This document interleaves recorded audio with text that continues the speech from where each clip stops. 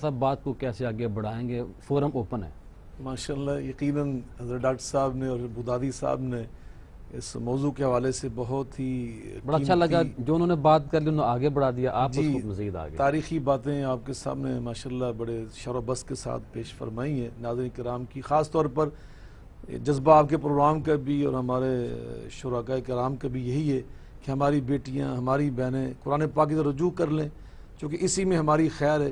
نبی کریم علیہ الصلوۃ والسلام ارشاد فرماتے ہیں کہ ان اللہ یرفع بہذا الکتاب اقواما ویضع بآخرین.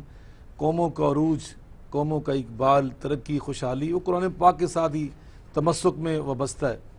تو اللہ تعالیٰ نے قرآن پاک میں فرمایا هو الذی بعث فی الامیین رسولا منہم یتلو علیہم آیاتہ ویزکیہم ویعلمہم الکتاب والحکمہ وان کانوا من قبل لفی ضلال مبین.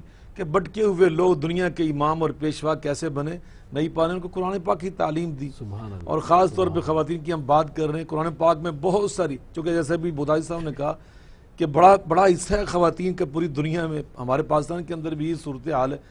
تو قرآن پاک بھی اللہ تعالیٰ نے خواتین کے لیے بہت ساری خاص آیات نازل فرمائی. ایک پوری صورت ہی، اس کا نام ہی سورۃ النساء ہے. بہت ساری آیات بینات کا تعلق اس طرح خواتین کے مسائل کے ساتھ ہے.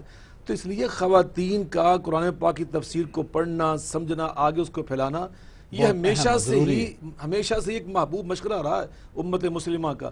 اور جیسے بھی بات ہو رہی تھی، سیدہ عائشہ صدیقہ رضی اللہ تعالیٰ عنہ ام المؤمنین، سیدہ ام سلمہ رضی اللہ تعالیٰ ام المؤمنین، ان کی بڑی خدمات اس میدان میں، صحابہ کرام ان سے استفادہ کرتے تھے.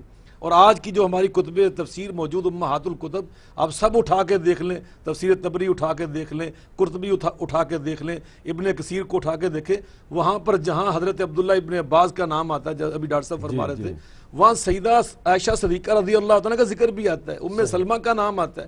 اسی طرح آپ آگے بڑھ جائیں، صحابیات میں اور بھی تھے. حضرت اسماء بنت عمیس تھی، حضرت اسماء بنت ابی بکر تھی، حضرت فاطمہ بنت قیس تھی، یہ ساری مفسرات تھی اور ان کے بڑے بڑے تابعین ان کے شاگرد ہیں.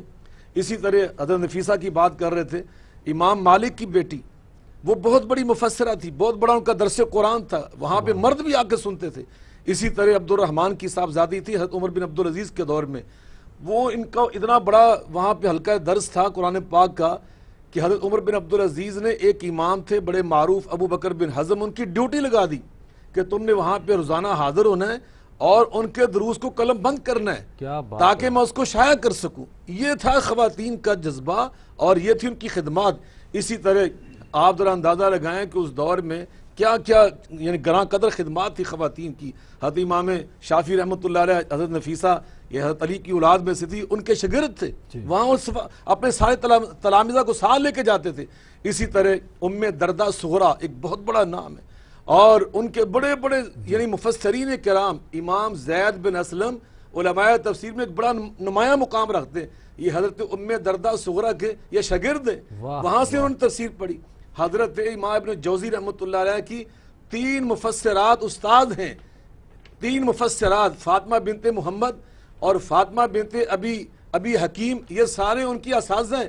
اور حتیٰ کہ امام ابن جوزی رحمۃ اللہ علیہ نے اور حضرت خطیب بغدادی نے دونوں نے تفسیر اور حدیث پاک مفسرات اور محدثات سے پڑھی.